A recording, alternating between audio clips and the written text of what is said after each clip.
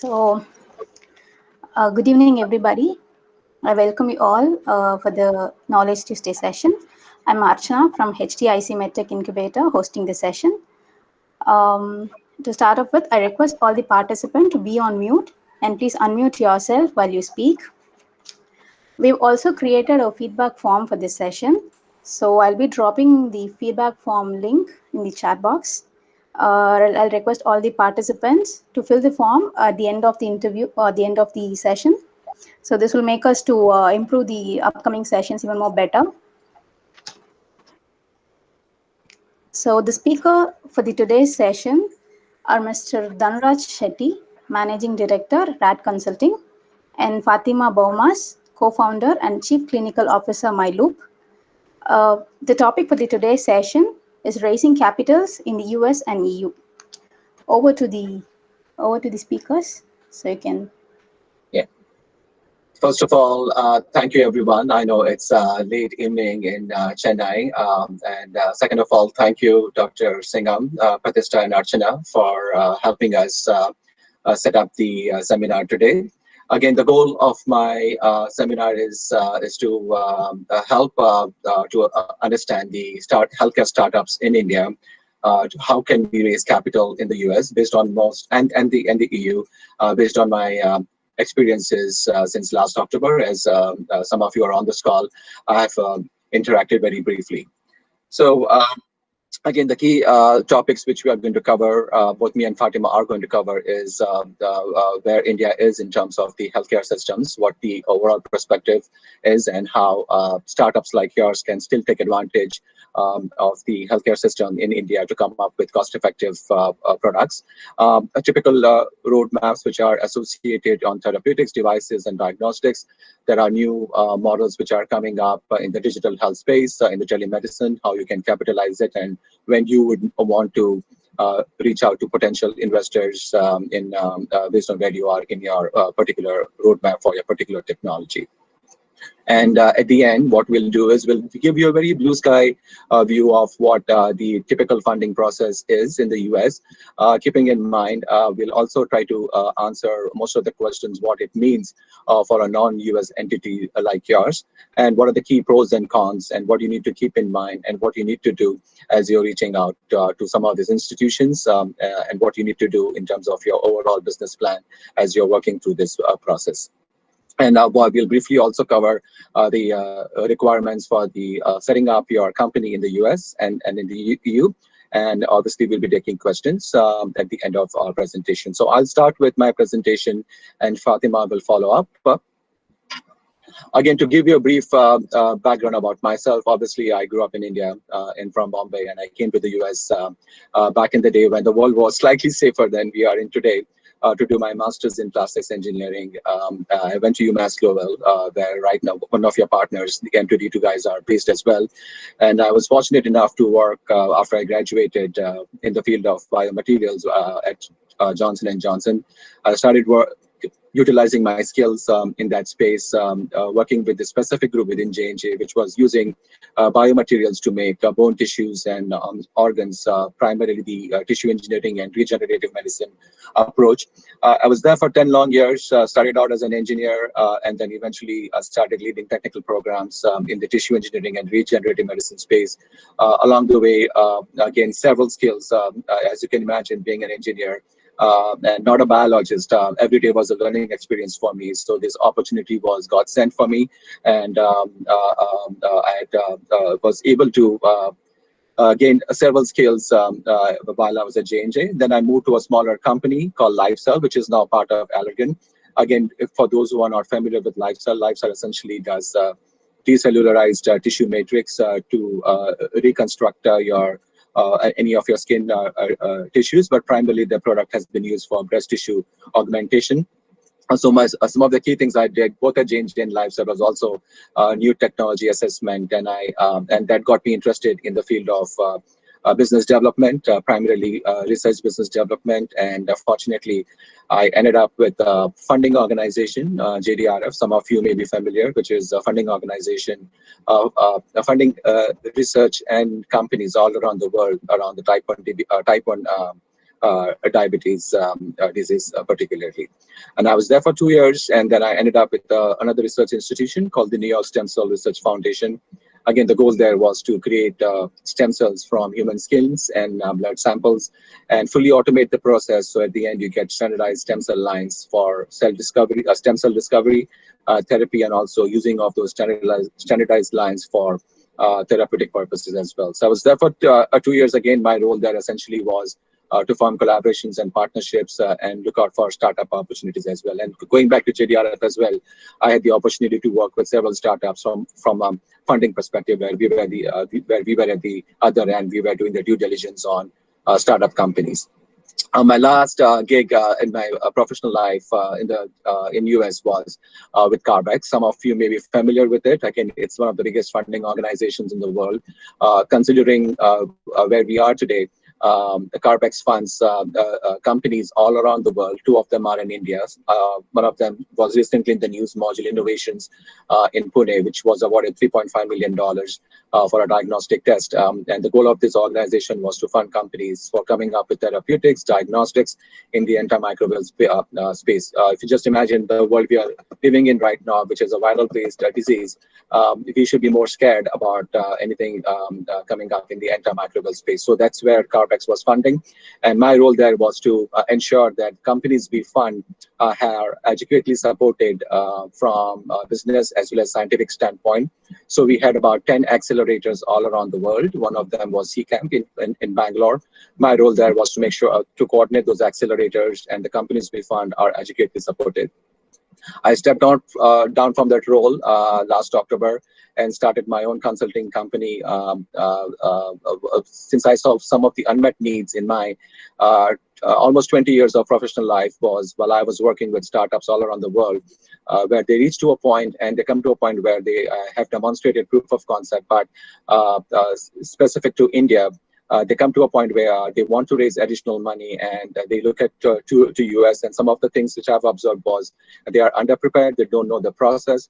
So I started my own consulting from last October in 2019, and I had the opportunity to work with some of you who are on this call, and also some of my current clients are based in the US. Some of them are accelerators, some of them are just starting up, some of them are mature enough to go to the next round. And some of these companies are also focusing on digital health, for example, Metacell and Kayan Health. And along with Fatima, I also took along the journey for being a co-founder of MyLoop, and also gained that perspective as well. All along this way, I was on the other end. So again, what we do is help companies to take the next step and co-invest with the entrepreneurs and entrepreneurs like yourselves to take them to the next level and can be your interim partner before you move on to your next phase. And as Dr. Subramania mentioned, my email is mentioned at the bottom, but I'll share it again with you at the end.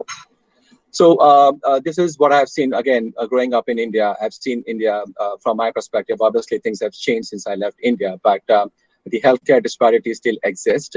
And as compared to the rest of the world, the impression is India is lagging behind. However, I see it differently.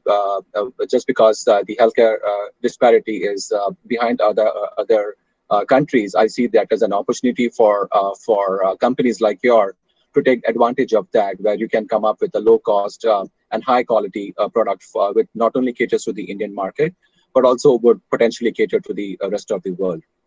So there are opportunities and advantages for some of the companies who are on this call to take to be part of the process.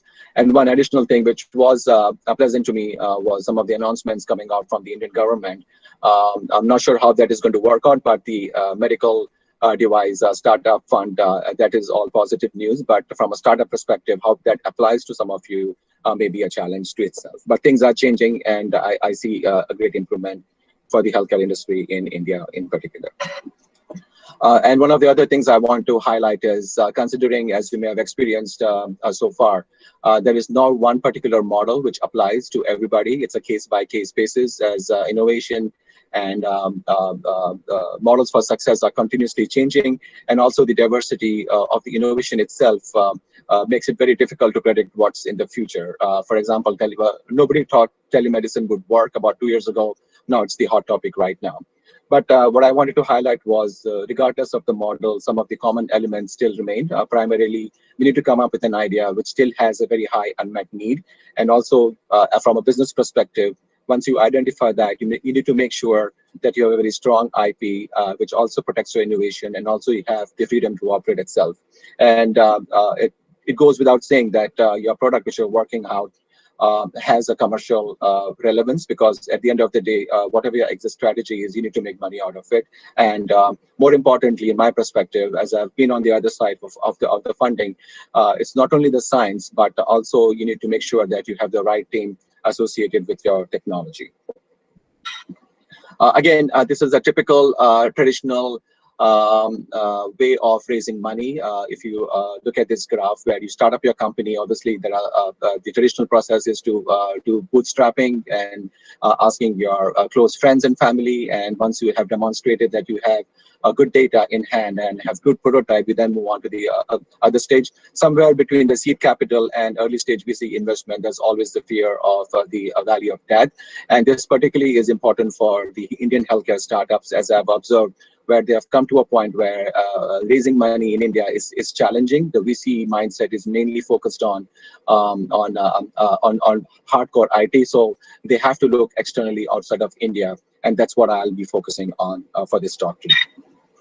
And just to give you a sense what the venture capital deals and funding landscape looks like. Again, if you look at the map, the East Coast and West Coast, the Silicon Valleys and the New Yorks and the Bostons are the one where the VCs are focusing, but things are changing. Just before the COVID, as I was helping companies, I've seen several Midwestern states, which are comparatively cheaper to set up your own company, are coming up with several incentives for companies to set up their shop in that particular states.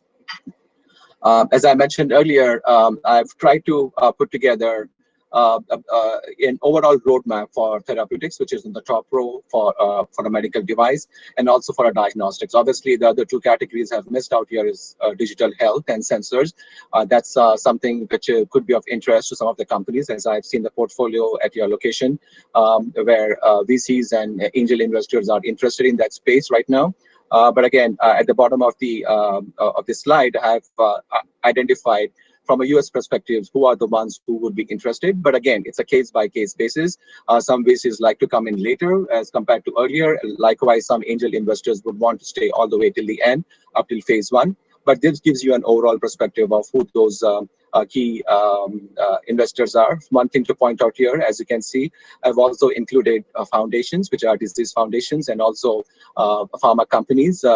If you can also think about pharma companies such as Johnson & Johnson, where I was part of, they are de-risking some of their early R&D, and they're looking externally to bring those companies in, where companies like y'all will do the initial grunt work from, for example, say from product concept all the way to animal testing, and where you have demonstrated your product. They'll then come in either as a partner, or they'll come in as a investor. For example, they've set up two divisions such as J Labs, which is an accelerator, and also they have a VC arm, which is the J&J LC. So again, you have to keep this in mind as well. And at the bottom, I've highlighted some of the average non-dilutive grants, which are typically available, although I've seen some of these amounts exceed all the way to $100 million, for example, some of the US government. But this is good money for some of the companies who are on this call, and they are open to accepting some of the applications from outside of US as well. And again, this is an overall view of where the VCs are putting their money in. Although our call is focused on healthcare, and healthcare accounts for the top 5 of their investments, but there are other areas which they might be interested in, for example, in digital health. But this gives you also an overall sense of where the money is going from a VC perspective in the US. And this slide, I like to summarize what are the typical routes here in the US. Obviously, I'll try to cover all, but I will not be covering some of them. For example, reverse mergers and royalty financing. But these are the typical routes for any startup companies here in the US, where they can approach any of these investors, and I'll be covering some of them on a slide-by-slide basis.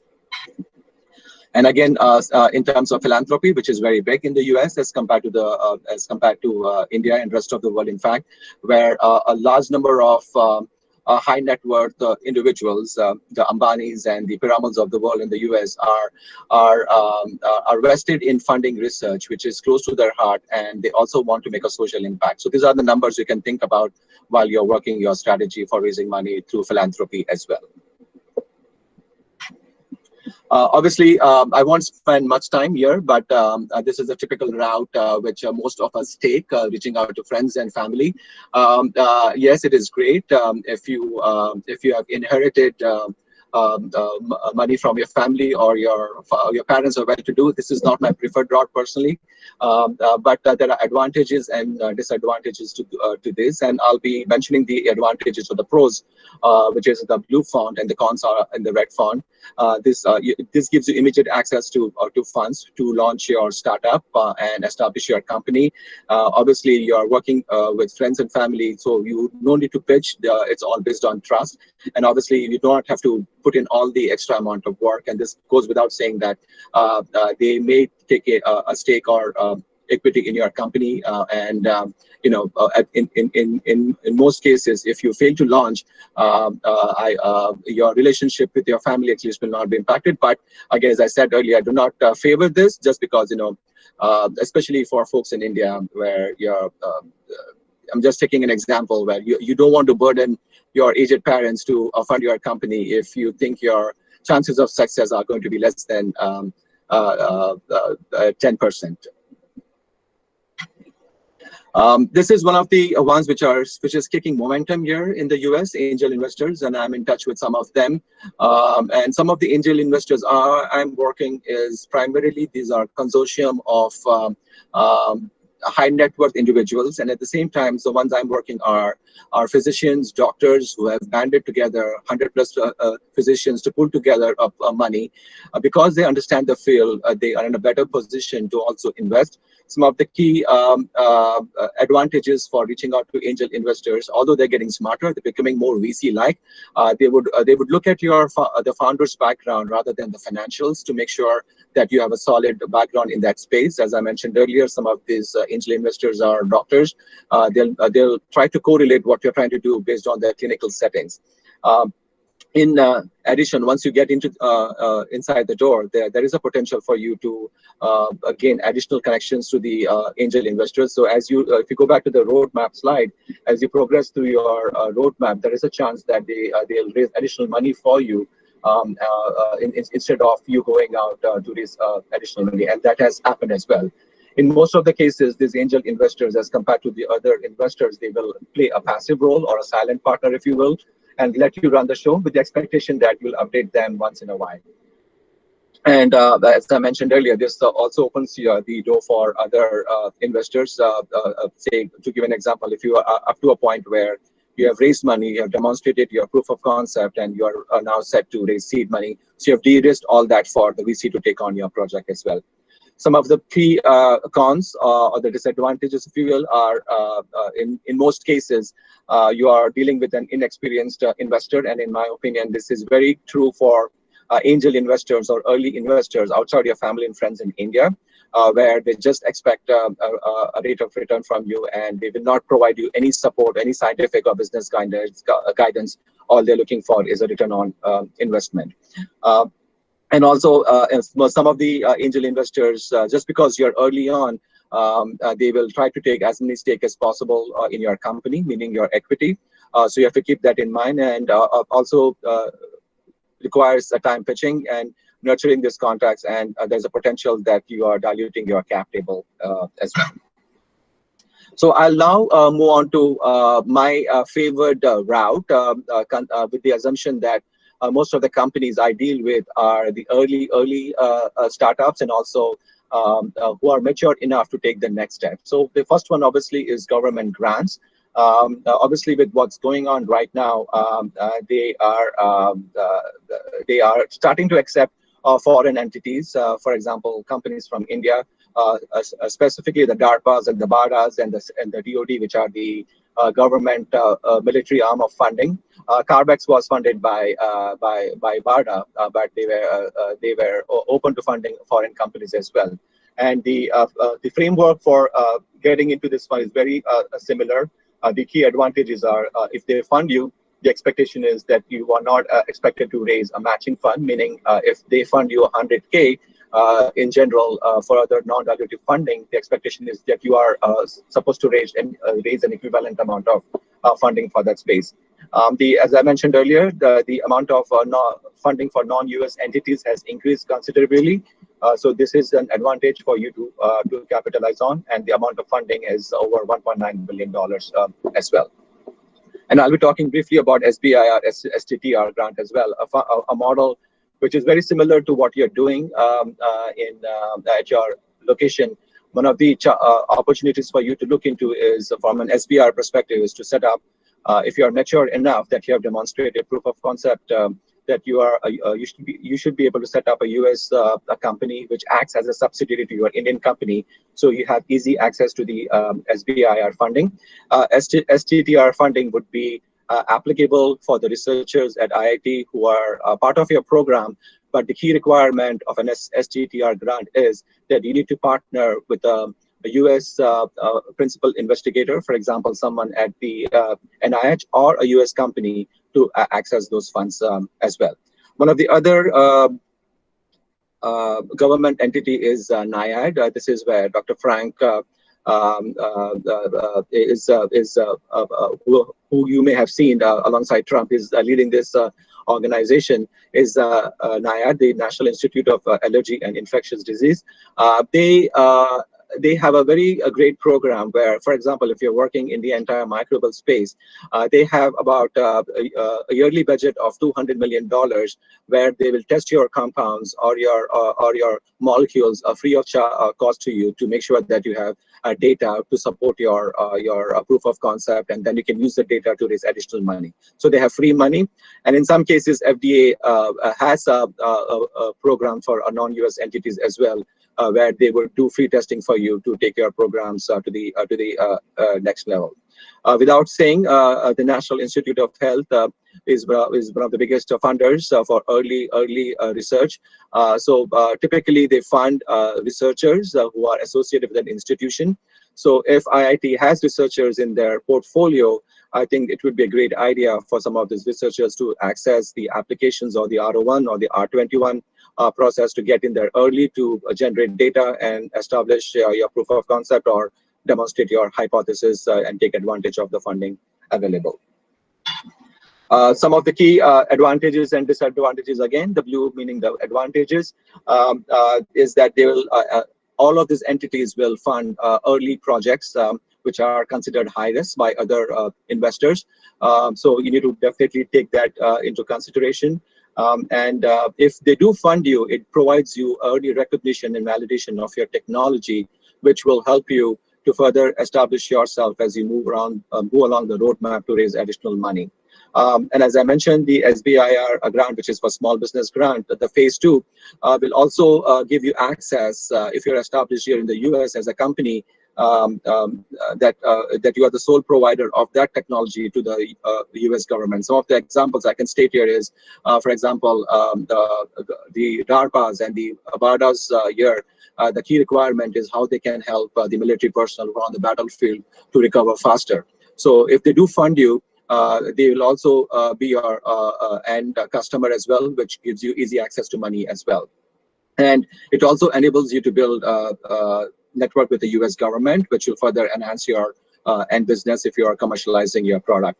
And one key advantage is that you get to keep your patent rights, and with the exception that sometimes the US government may use that license to manufacture their own products. And I think there is a provision in the agreement that they may also give you the royalties if needed.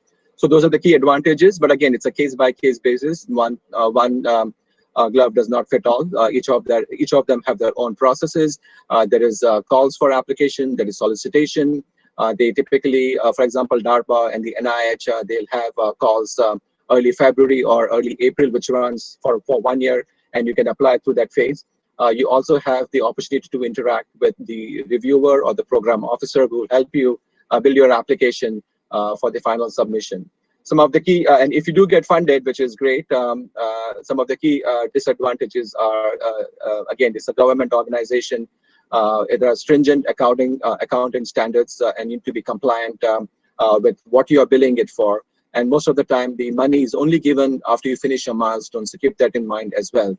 And there are stringent, based on my experience with Carbex and working with BARDA, they will go down to the cents, and you need to justify everything you're spending the money again. So be prepared for that as well. In most cases, from the previous slides, the expectation is you need to perform the work here.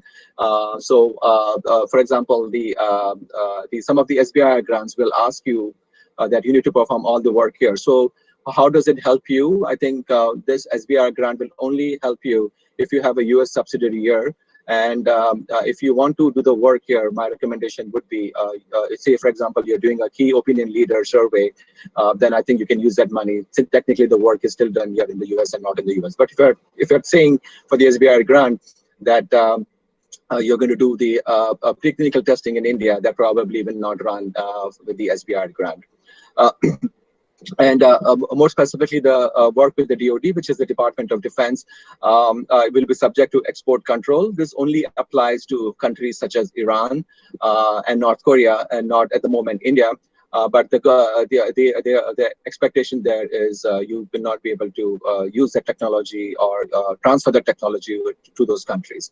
So keep that in mind as well, considering India has close relationship with Iran specifically. In most of these cases, as you're working with these government institutions, you most likely will be dealing with scientific individuals rather than business. So if you ask them a business questions, most likely they will not be able to answer that. However, all these organizations will have a tech transfer offices, but those individuals may or may not have a business or a tech, background from an industry or how to do marketing. So be aware of that. So my recommendation here is reach out to them if you're very early, for example, the NIH, and also if you're working with telemedicine, visualization. I think the DoD's, DARPA's, and DARPA are the way to go as well. The other favorite part I have, funding aspect I have, is around industry funding and collaboration. Again, as I mentioned, I gave an example earlier about J&J. They are de-risking their early R&D. So they either set up research partnerships with startup companies who have demonstrated or have enough data to go to the next phase. They also have set up their own venture funding. And again, for example, Lilly Ventures has like 2 or 3 venture groups within the organization. Some of them only fund up till, say, $10 million and keep their equity stake to less than 10%, whereas the other venture capital will go all in from a phase 3 perspective where more money is needed. And again, they are trying to become more entrepreneurial. Again, the goal there is to de-risk themselves of several of these early programs. And also, one of the things they are doing this is because they're outsourcing some of their R&D and internal efforts as well. And so to give another example, Novo Nordisk, they have their VC arm called Novo Holdings. Again, they're a big insulin manufacturer, but they are quickly diversifying in other areas in secret. But one of the things they are doing is funding antimicrobial companies based on my association with them from Carbex, where they recently have funded over $165 million. And they're interested both in diagnostics, digital health, and therapeutics in that space. Just to give you a little insight into industry collaboration, what would the model is a sponsored research agreement where they will fund your specific research. And say one of the things I worked with Sanofi while I was at JDRF is both JDRF and Sanofi funded a startup where Sanofi will give them the money. In addition to that, they also will help them with the science and the business as well. One of the key disadvantages there would be that they would have first margin rights in that space. So this again, this is slightly outdated, but this slide gives you an overall view of where they are focusing on some of these big companies, which specific industry sector. As you can think of, the biotechnology or therapeutics is high, but I see this trend increasing more towards the digital health space. and drug delivery, and also getting into digital health and prevention of diseases or disease diagnosis before you get the disease as well. Some of the key advantages and disadvantages are, again, it could be either or a sponsored research agreement, but you need to be at a stage where you have positive proof of concept study results. You don't get all the money upfront, although you can negotiate that. 10% of the total amount can be received upfront. IP ownership could be tricky, so that's an area of negotiation as well. Typically, anything you generate as part of the research, which is funded by the company, is 50-50, but you can still negotiate that down further.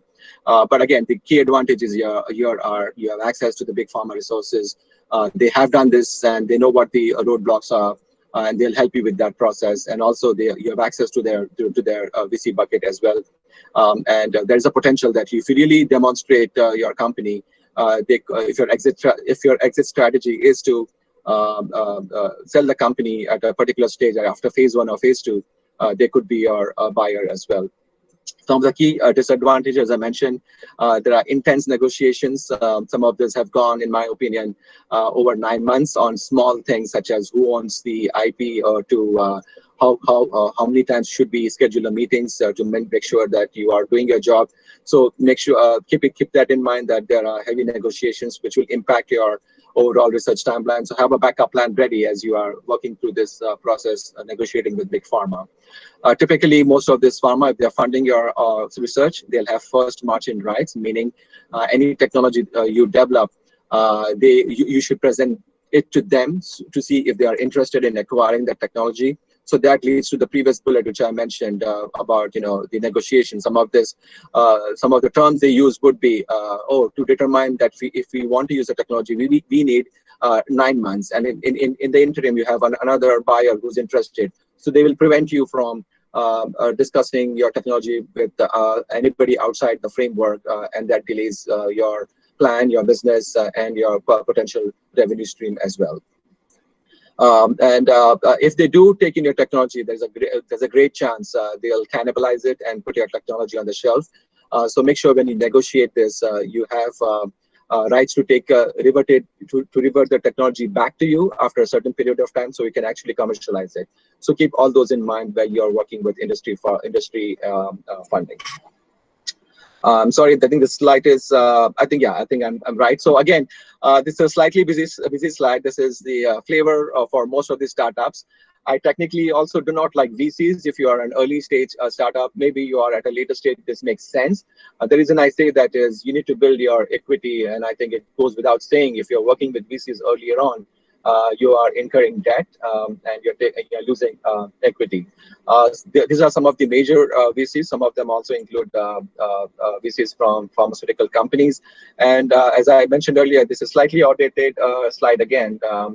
The focus has been on late stage technologies, where again the goal is for them to de-risk the idea, and then only take on a project if they have demonstrated all the way from a proof of concept to phase 1 clinical studies. Although with the current situation, the VC's enthusiasm is slightly dampened, and they are focusing their efforts more on other areas. They have focused their efforts on early stage companies and therapeutics, and the recent flavor of the month is primarily around digital health, telemedicine, oncology, and other areas.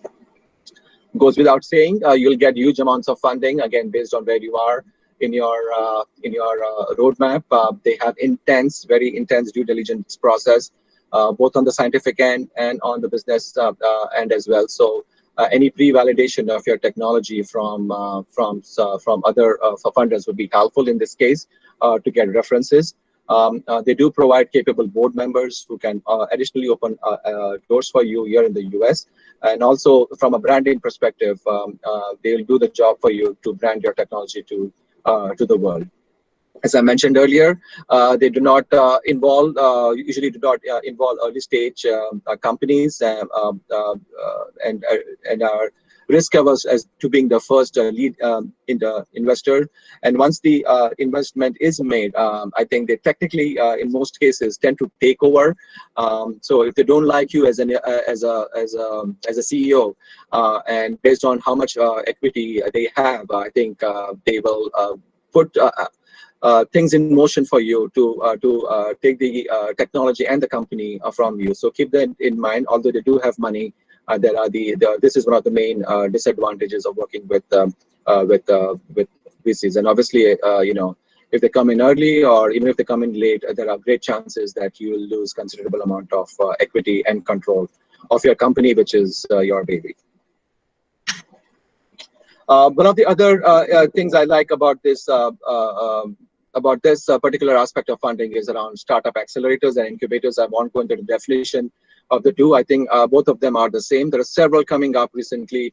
The key advantage here is in additional to providing you with the capital, they give you the space to do your work. So if you're planning to set up shop here, if you're a mature startup, and I think I've been speaking to some of you, some of these companies do provide labs or offices either in New York City or in San Francisco, where you have access to the labs. In addition to access to the labs, you have also have access to the local universities and research institutions, and also they give you an overall holding your hand kind of mentorship and guidance.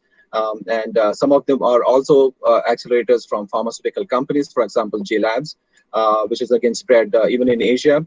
And also some of them are, for example, Alexandra, which is a real estate firm, but they also have accelerators where they'll give you the space at in premium cities for a low rent as well. Some of the new ones which are coming up are around digital space. And again, as I see from your portfolio, some of you are working. So New York has a special program called the New York Digital Health Innovation Lab. And again, the goal there is to provide you the mentorship 6 months or 4 months, and then also help you connect with other investors as well. But I mentioned most of them are located in prime cities such as New York, Boston, and Silicon Valley. But other less expensive areas are cropping up as well. They usually have open applications once or twice a year. But for example, IndieBio just had one which they finished, where they selected 8 companies which were early stage, spread out from digital health, from therapeutics, and they are in the process of funding them up to $250,000 US. And the essence is you have to be on site for 4 months training. And the back end of that was for the fund they provide you and the mentorship they provide you, they'll be taking 8% equity in your company, which is not bad. But again, losing 8% based on where you are as a company could be a game changer as well for you.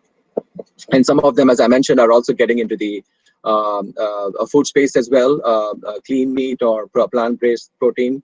I'm not sure if that's an interest, but that's cropping up very much in the US, considering what we're going through. Again, the key advantages here with the startup accelerators are they are very focused on you, and it's like a classroom setting, so you know what you're getting. And most of them have on-site locations, although this is changing. IndieBio, for example, is doing this all virtually. And they'll invite investors on a regular basis for you to present your technology to garner additional interest. And from a branding perspective, they do a great job branding your programs, your technology to the external world. And they work with several models, say, for example, as a nonprofit, or they take an equity stake, or also they can work as a reverse loan. The key disadvantages here essentially is most of them, in my experience, do not do very, very early stage, but you need to demonstrate proof of concept and have a well-developed business plan to get into their program.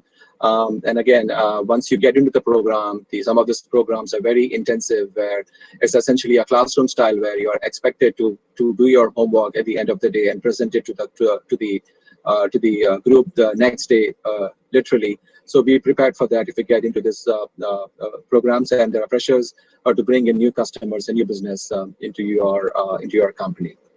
And one other key disadvantage which I've observed is if you are way too long in on the accelerator circuit, meaning you are constantly applying to accelerators, that also is not a good sign for you as a company for long-term purposes as well. So just considering my background in the Disease Foundation, this is also has been the flavor of the month for several startup companies here in the US. And as I'm working with some of you, I would encourage to look into some of these disease foundations. Again, the disease foundations, as you can see on this slide, are very focused on a particular disease, which they are vested in. To give an example, a JDRF or Alzheimer's Drug Discovery Foundation, which I work with, they are focused on coming up with therapeutics, whether it be drugs or medical devices or wearable sensors, or glucose meter. I think some of you are working in that space. Is the area of focus for them. So they are trying to encompass the entire spectrum. In the past, they used to fund early stage researchers to make sure that the science progresses, because most of this diseases from a US company perspective are not there yet to bring them the money. So that's why the disease foundations were set up about 40 years ago. Although the mantra is changing, that some of these foundations are investing in startup companies and big companies as well, to make sure the patients who have the disease have access to technologies or newer drugs. JDRF more recently, in addition to funding early research, and when I was with JDRF, I was responsible for 3 of the portfolios, including artificial pancreas. In addition to doing that, they also have separately created a venture arm, which funds companies and also takes equity. But the key things to keep in mind now is, as you're trying to expand, it would not hurt for you, if you have a specific disease focus, it would not hurt for you to look into some of these disease foundations and look into the grant mechanism process to see if you can apply. You can still be based in India if need be. So that's another advantage to think about and apply for some of these grants. Although depending on what grant you're applying, I would encourage that you apply for the industry grants rather than the research grants, which will give you higher chances of approval. In addition to that, they'll also give you, guide you from an internal perspective, some of the things you're lacking. For example, at JDRF, they had a very big clinical group, which would help you to plan your clinical study if you're at that stage. And another key thing they would also ask you, if you do get the funding, is to share your results with the internal JDRF research committee, which from a company perspective could be slightly tricky if you're getting the fund, but there are ways around it. Just because I was in that space, I have some idea what the process typically includes. Obviously, you can reach out to them as a company. This is who we are, this is what you're doing, and they'll ask you to submit a letter of interest, which is essentially a 1 or 2 pager, which will give you an idea, or to the funders in this case, an idea what your technology is about and how it can help the end user, in this case the patient, and if it's in alignment with their mission or their vision. They'll then invite you to submit a full application. Most of the time this is ad hoc, meaning you can just reach out via email, but sometimes they do have open calls, which is on their website, where they invite companies like you to apply for a specific grant application. But once you reach the full application stage, be prepared to have your application either reviewed by experts. Before you submit, make sure that your application is end-to-end, meaning you have reached out to the experts, you have reached out to the JDRF folks to make sure that you have captured everything. Your application could be rejected for the smallest things. For example, you do not have the right people on board, you do not have the right IP strategy, or you do not have a regulatory strategy. So it's very intense from that perspective, and your application could be denied. But and this could be done through the review process. Sometimes there is 1, sometimes there is 2, and the reviewers are people from industry, people from academia, which will ask you all sort of questions pertaining to your science and also pertaining to your business. And make sure you have cash in hand, because most of these foundations expect that you match their funding. Again, to give an example, if they give you 100K, the expectation is that you bring in the additional 100K, making it a total of 200K, to make sure that your skin is in the game. So there's an expectation, although some organizations may not impose that rule if you are very early and if you really have a good technology. So they will not expect for you to give the 100% matching. So, and also they do not own the IP as well. So that's something you need to keep in mind as well. So once you do get awarded, the process is, again, this is a milestone-based payment. They'll give you a 10% upfront fee to start your project. But it's all milestone-based, and you'll have a governance committee Sometimes they do end up on your site to have those meetings, and in my experience, based on where you are as a company, it could be either 6 months or 2 times a year, or every quarter, to make sure that you are in progress, if you're in challenges, and to help you. So it's a great way to access non-dilutive funding to make if you are working in that specific space. Some of the key advantages I mentioned already: they don't take any equity. They'll also fund early research, but again, make sure you have a really good idea. And most of these organizations are realizing, for startup companies, if they fund them all the way up to phase 1, and it's a really great technology, but the company is not able to raise money, they will be able to take up your technology all the way, in case of therapeutics, all the way to phase 3. A good example of that is Cystic Fibrosis Foundation funded one of the biggest companies now, Vertex, about $75 million for their one of the last phases of their clinical studies, and they did get a drug out of it. As I mentioned, it's a milestone-driven payment, and you get access to not only the patients who are part of this network. Say, for example, if you're working on a digital health or a non-invasive glucose meter, you'll have access to this patient pool who will give you feedback, and which can further refine your technology. So that could be an additional advantage. Most of these foundations are moving to the venture philanthropy model, meaning they will not take equity, but if you do commercialize your product, the expectation is that they'll expect certain revenue back, and which again goes back to the research fund. And these numbers are typically in the single digits, from 2% to 3%, up to 3x the funding amount which they have given you. And then after that, you are scot-free. And again, the disadvantage is it's very disease focused. So if you're working on something which is not in their domain, or not under their mission, they will not even entertain you. Matching fund in most cases applies, and they would anticipate changes in your project milestones and projects, and sometimes before you get the funding, they have a long review process, up to 9 to 10 months. So that also may potentially impact. So have backup plans as you apply to some of these disease foundations, as you will not get some of this money or dollars right away. I'll quickly summarize this before I let Fatima speak again. The way to set up shop here and get access to funding, non-dilutive that too, is to work with research foundations, primarily the Bill Gates Foundations, Wellcome Trust have started doing something here. Although based in the UK, they've started setting up something here in the US, so that's something for you to think about. Very similar to the disease foundation models, although they will also act as an accelerator, also give you the funding, and also direct you if the mission of your company is part of the process. And one of the things I personally I've worked with is with Carbex. So although they do not have an on-site location, they make sure that you get adequate support via the accelerators. And again, in CCAM, in this case at IIT, but again, they might open their calls for next year for accelerators. So that could be an opportunity for IIT to apply for next year as well. Again, very similar to the disease foundations, they are very focused on your startup, which is disease agnostic, meaning if you have a good technology in any space, they'll take you on with the exemption of Carbex here. And similar to the other VCs, you have opportunity to present to a room full of qualified investors, and also brings you additional credibility to your company. In most cases, they will not fund you at an early stage, and again, the accelerators in this case will make sure that you are more focused on your startups. So what it needs to get there, I think, and again, this is very similar to what you may have been exposed, but I tried to put this key bullet points to get your plan together if you're planning to approach some of these companies. Either it doesn't matter if you're early or later stage, make sure first of all you have a good team, and try to define what your problem is, followed by what's the solution. And again, this could be a business plan effectively.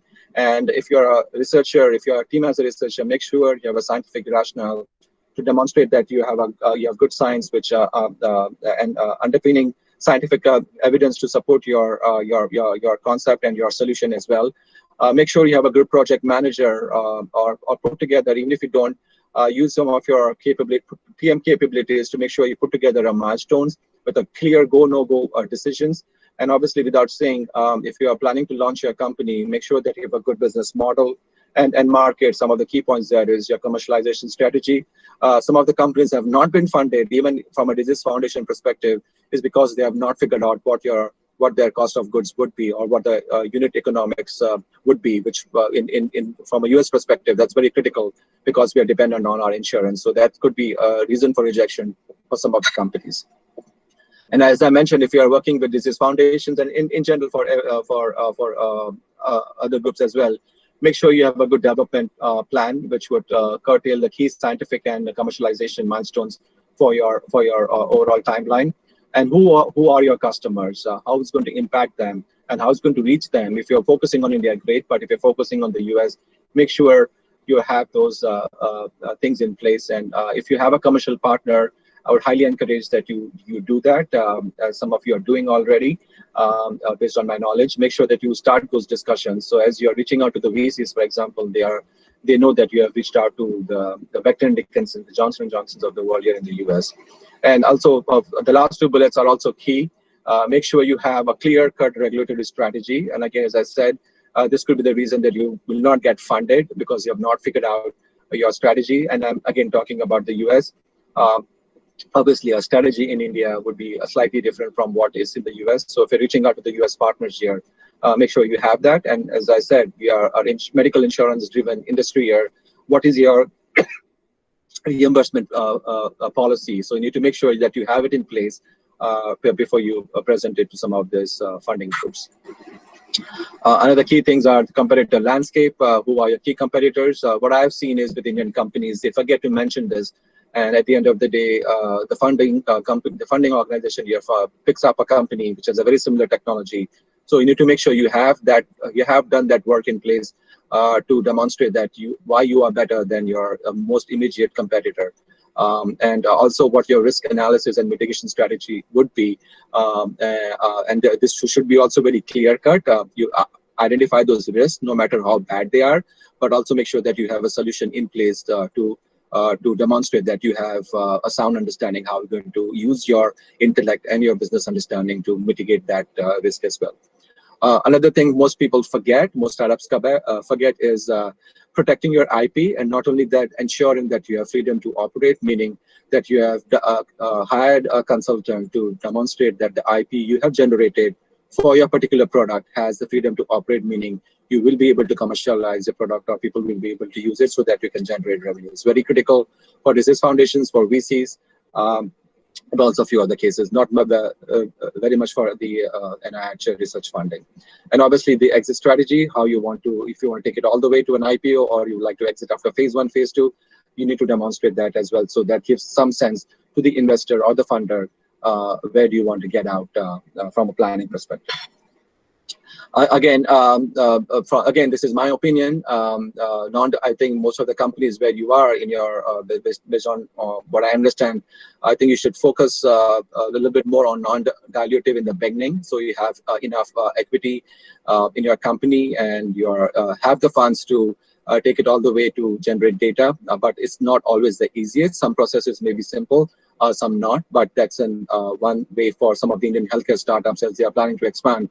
If they are over diluted in India, that's one way to think about, either earlier on or if you're a little bit more mature.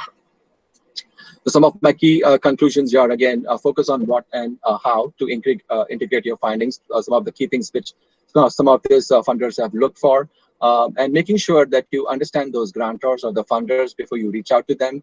Just don't reach out to the NIH and ask them if they have funding. See if they have any open applications, which is focused on that area, will go a long way, that you have taken your time and energy to understand that.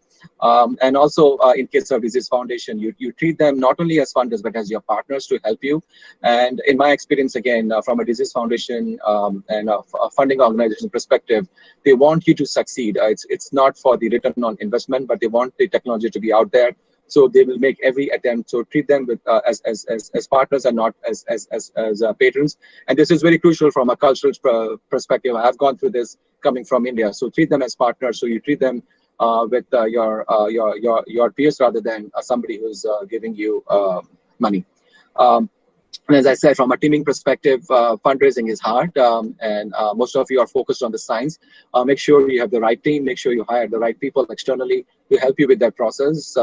And working with professional teams always helps to finding the right investors. So you focus on your company and let the professionals work help you with the finding the investments and doing your due diligence and helping you with the negotiations. At the end of the day, you need to make sure you network. If you have not done enough network again, and you still haven't done enough network event, LinkedIn is a great tool, and I've reached out to most of you via LinkedIn, and I think make sure you use that and present yourself to some of those companies. So that's my end of the presentation. Fatima, if you're ready, I'll hand the back to you. Yes, of course. Good Dhanuraj. afternoon or good evening, everybody, and thank you for inviting me for this presentation. I will share my presentation and give us a quick introduction of myself, and then go through the fundraising and setting up business in the EU.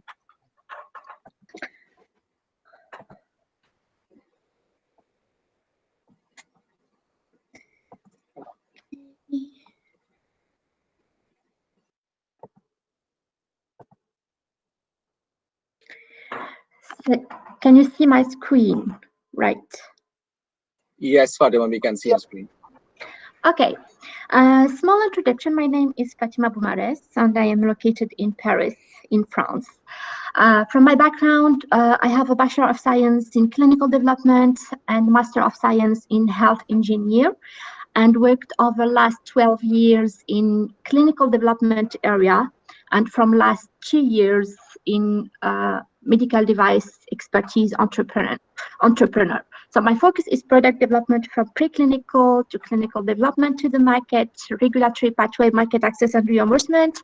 And I have been working with Maris Medical, Philips Healthcare, Spectranetics in cardiovascular and oncology therapeutic area, Cellnovo in medical device, diabetes, insulin pumps and artificial pancreas, and I lead the program of developing artificial pancreas for Cellnovo.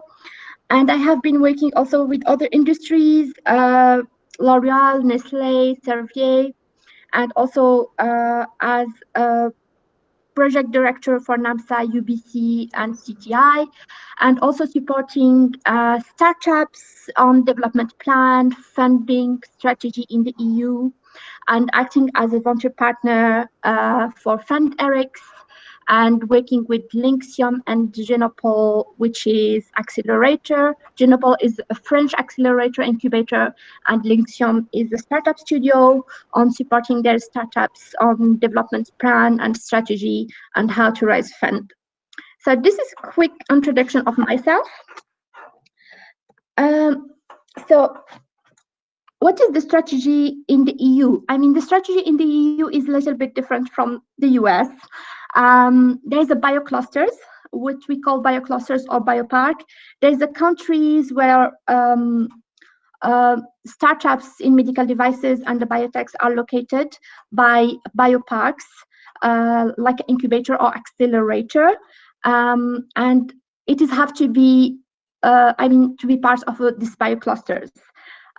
So first of all, in Europe, it is really mandatory to have a company registered in the EU. So even your company is outside the EU, but there's a need to be registered in the EU to be part of these bioclusters, and also to have the advantage and get grants and fund by European Commission. It is also interesting to collaborate with the local institutions in order to develop the business and innovate, or co-develop the business and innovation. Some of bioclusters, in my next slide, I can give you some names of bioclusters by country. So some of bioclusters co-develop the innovation or technology with the startups that are incubated inside the biocluster. Be visible. So networking, and networking. Attend national and international meetings and congresses. There's a lot of meetings and congresses around Europe, in France, Germany, London, related to therapeutic area or related to a medical device or related to biotech. So it is really mandatory to attend these congresses, present during the meetings and network. And also the bioclusters or bioparks are, they have a monthly meetings to network between the startups that they are incubated inside the biopark.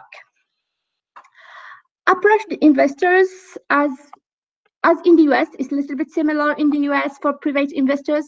We have the business angels, we have life science venture capitals, and the countries where we have most life science venture capitals located: Paris, of course, London, Switzerland, Basel or Zurich, and Brussels in Belgium. So we have a lot of venture capitals located there, and it is easy to approach them when you are located in Europe or you have your company registered and set within European Union. We also have a public investors like European Commission. So European Commission have grant programs and the fund programs. Grant programs is non-dilutive fund, non-dilutive money, so it's free of equity. And European Commission, they have different programs for innovation, for health, for digital health, for medical device developments, and for biotechs. And also they have equity funds. So this is, you can raise more money with European Commission, but you need to give some equities from your company. We have also some programs like in France, we have PHRC. PHRC, it is a public grant from Ministry of Health. So your startup can collaborate with university hospital to do clinical trial, and this clinical trial is funded by Ministry of Health. So this is also great to have, to network with the doctors around Europe or in France and work closely with them on development of your clinical program and get funded by Ministry of Health in France. BPI, it is a French bank or public bank for innovation. It is a public investor that invests in innovation and the new technology, and also in the life science. So also there is different programs from BPI in France and NHS in UK. They also have different grant programs. So all these public investors, they really like companies located in Europe. So the first step is to register your company in Europe to access to these programs. Be open to international. A lot of investors also would like to see that you are open to international. So outside EU biotech, medtech, to conduct a business in Europe, they would like you to conduct your business, your research and development program in Europe, your clinical trial in Europe to get funded by the public investors, and also to be open to outside Europe. What is your business plan to expand outside Europe? A lot of investors would like to see the market research that startup done. So be curious, using data mining and reports to be aware of the market, I mean the competition and trending. So you really need to prepare your due diligence before reaching out to the investors and know your competitors and what is the trend in Europe. So some of bioclusters, we have different, this is just some of them. We have Genopol. It is a biocluster, a lot of bioclusters in Europe are funded by European Commission. So it is free access. They can give grant. The first grant they give for setting up a company inside this incubator is up to 30,000 euros. So 30,000 euros for the first startups when you register your startups and be located, and they can give the location and they can support with different topics related to R&D. They have shared lab. They can support with preclinical testing, etc. So Genopol is a public incubator located in Paris and is more specific to biotechs and gene therapy. We have Alsace BioValley. It's a more specific. It's also in a biocluster or incubator that you can register your company or set your company inside this incubator, and is more specific for medtech companies. Léon Biopole is more general, and it is more in the south of France. Eurosante is in north of France, and it is also biocluster. Leiden Bioscience is in Netherlands. So Netherlands is also a big biocluster for biotech and medtech, and Leiden Bioscience can incubate a lot of companies, and you can register your company inside this incubator to have a European company registered.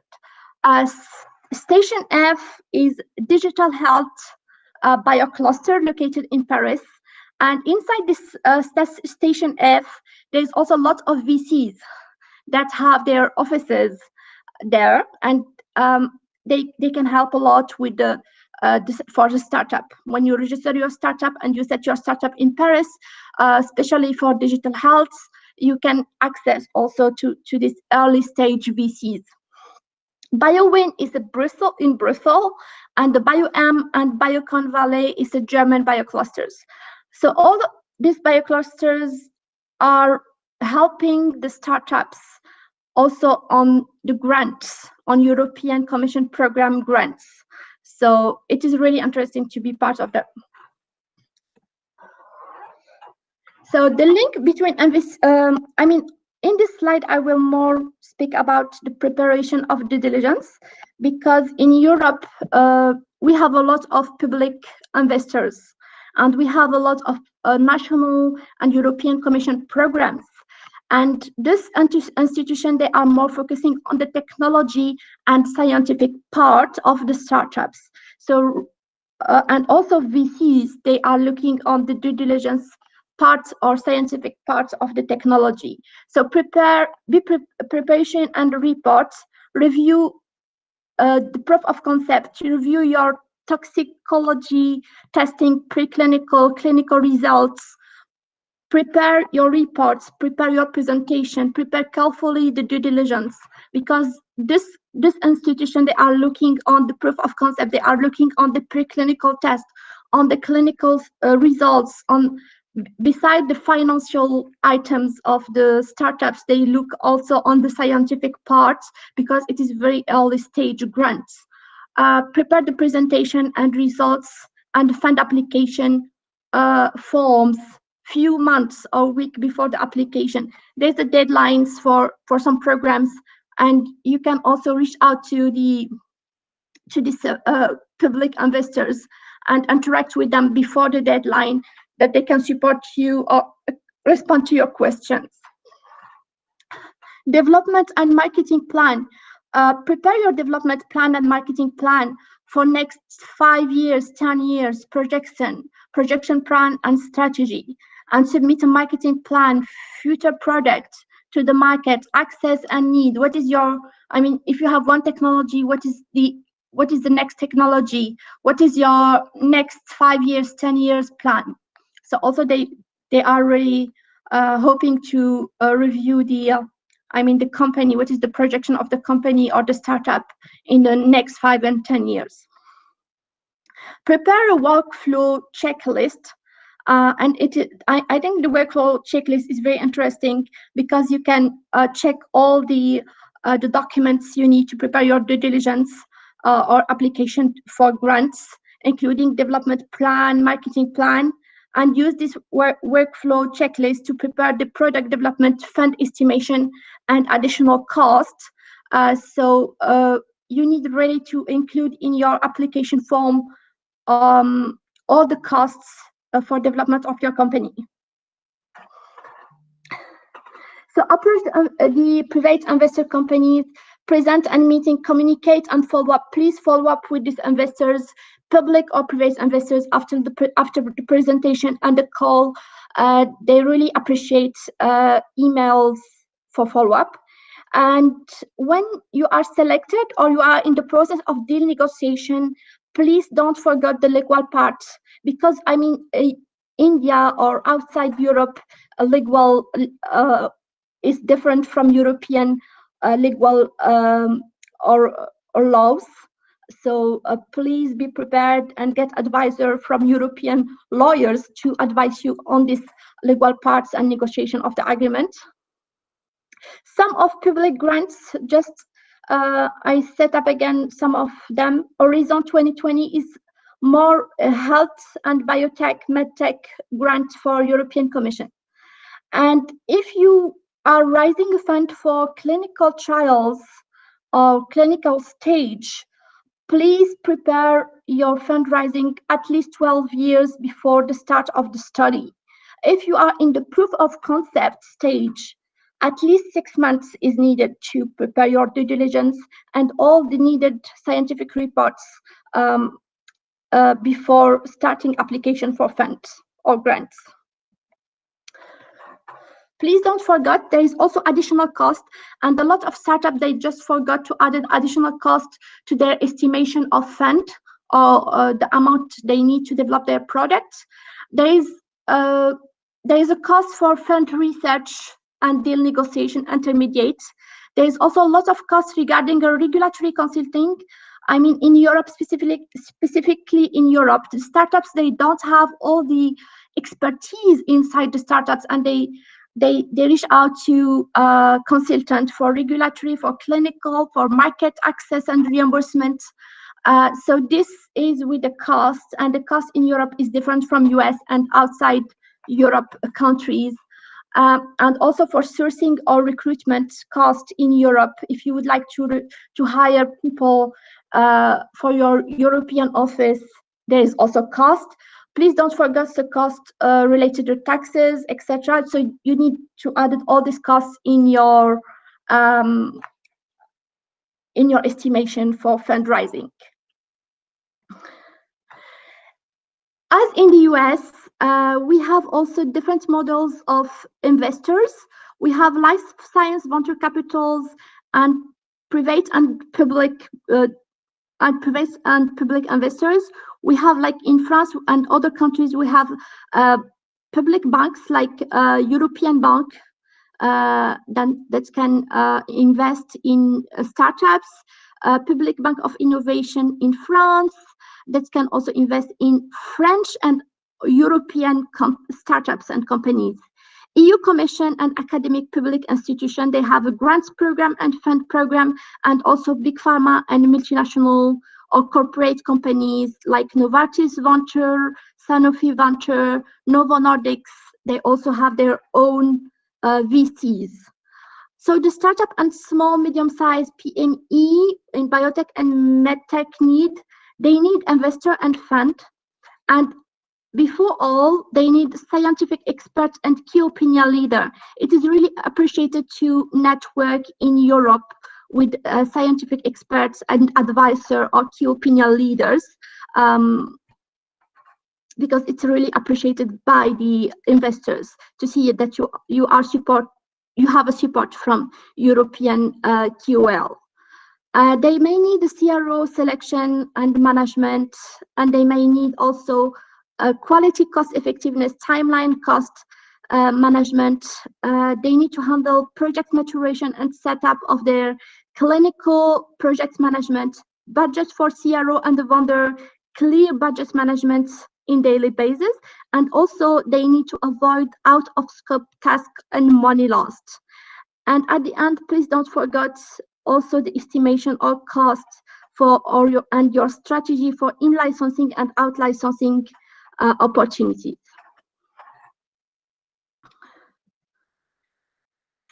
So this is small slide that's venture partners. There's also a lot of venture partners or intermediates. They can support startups first for setting up their company in the EU, and also link between investor, biotech, medtech, and EU Commission, and also help with grants and fundraising within the EU and also in the US. As a conclusion, so you need a business plan. You need to develop your business plan and company creation in Europe. You need the location and support. You need to be part of biocluster and incubator within Europe. You need have website, to be um, to be more communicative with in the social media, to have a social media communication and the management system. You need to be in contact with the local institution. I mean, networking, referring, um, going to after work meetings with investors, after works meeting within the bioclusters, interact with other startups in Europe to have their experience and to share experiences. Be aware of any financial subvention and grant that can support your company for development and innovation in France and Europe. Just for an example, there is a SMEs Accelerator program from European Commission, grant, which is up to 2.5 million euros, and this is free. This is non-dilutive fund. So there is different, deadline of application. Next deadline is September, just for your information, and there's other deadlines every 2 or 3 months. So it is a continually open program for SMEs acceleration. Attend the congresses, conferences, and innovation days. And also in Europe, we have a free tax. I mean, a lot of countries in Europe, like France, Belgium, Germany. So first of year of your setup here within European Union, you can have your first year of free tax. So you will not pay any tax on your first year. And also we have credit of which we call it CIR, which is like for all your research and development activities. You have a free tax also for your research and development activities. There is a small dossier to fill out and application to get this free tax, of course.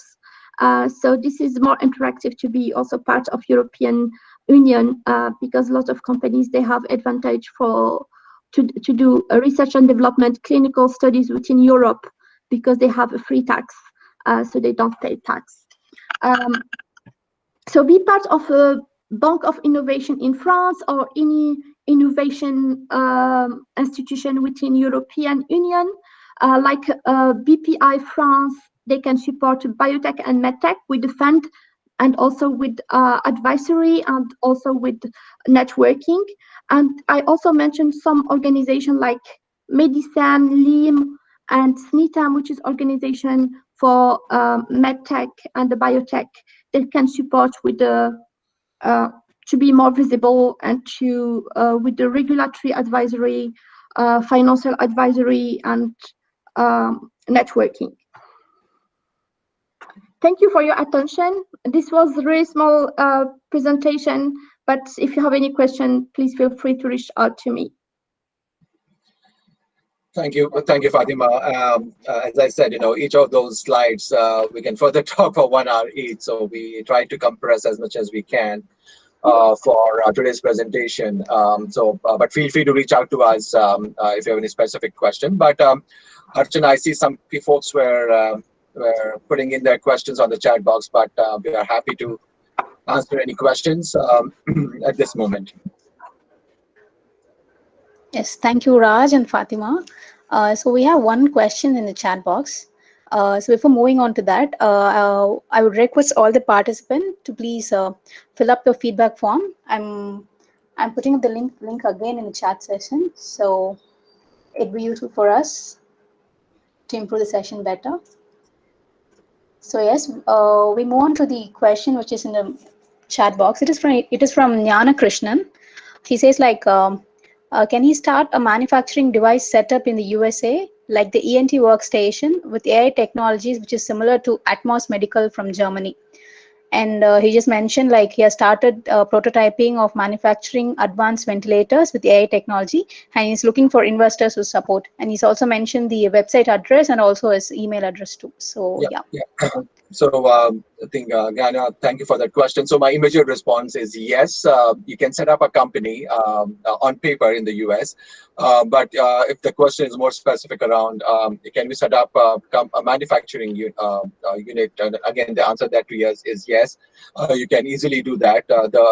My first answer was setting up a company for non-US entities is very simple and straightforward.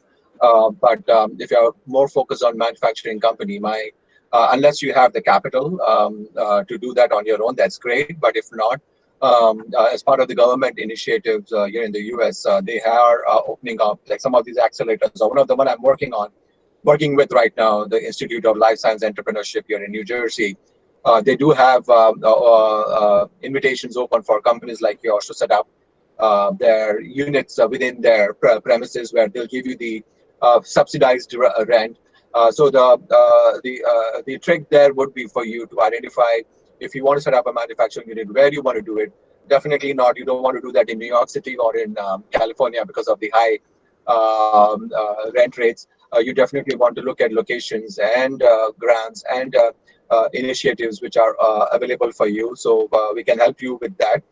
So if that helps answer your questions, so the answer is yes. But you have to keep in mind where do you want to open your manufacturing unit. And the third aspect of is if you have the capital, that's great. But if you don't have the capital, then applying to grants or manufacturing grants from the US government, which is encouraging our companies here.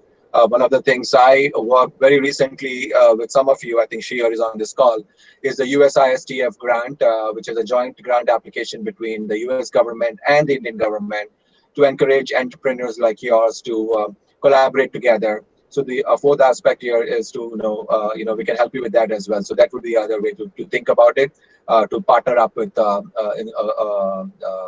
US entity, and then you can still be based in India, and then you co-license it or you out-license it, and then you get those revenues as well. Then the partner will do the US component for you. So I hope, Jnana, that answers your question. But I've copied my email address at the bottom, and so did Fatima, but I'll be happy to talk to you offline as well. Okay. Thank you, Raj. Is there any other questions from the participants?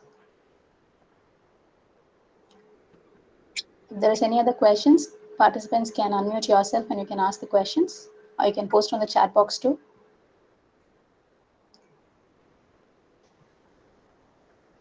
Okay. Okay. Thank you, Raj, and thank you, Fatima, for your time and for your insights. We'll be uploading this video in our YouTube channel. So is it fine with?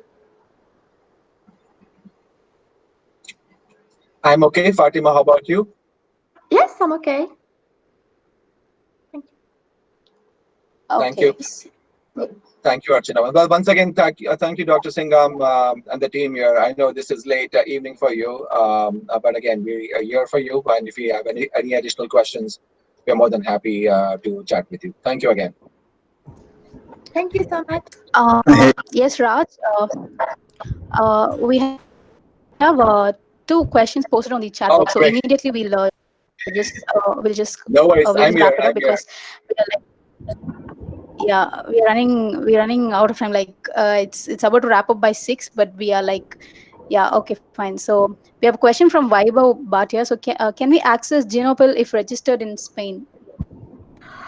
If you are registered within Europe, yes, you can access the Genopol and they can support you setting up your company in France. Or Genopol, they can provide location and they can provide also laboratory for your testing, and they can support you with the grants and for grants application in France and also from European Commission. So if you are located in Spain, yes, either you can access by yourself because you are within Europe for grants from European Commission, but you can access also to Genopol. There's application to Genopol Entreprise, and there's a selection process, and you can access to it. Yeah.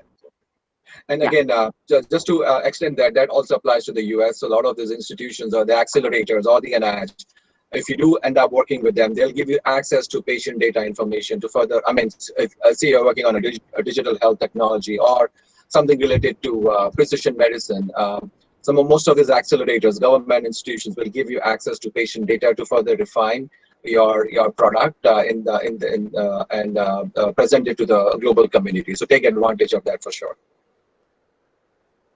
Thank you, Raj and Fatima. So the last one, Pradeep is asking, can you please share the presentation with them? Yeah. So Okay, what so we'll do is we'll PDF this, considering both of us was PowerPoint, and Archana, I think yeah, I have your email. I'll send yeah, it to you, and then you can share it with your community at IIT Chennai. yes, yes, fine. Thank you, Raj. Thank you, Fatima.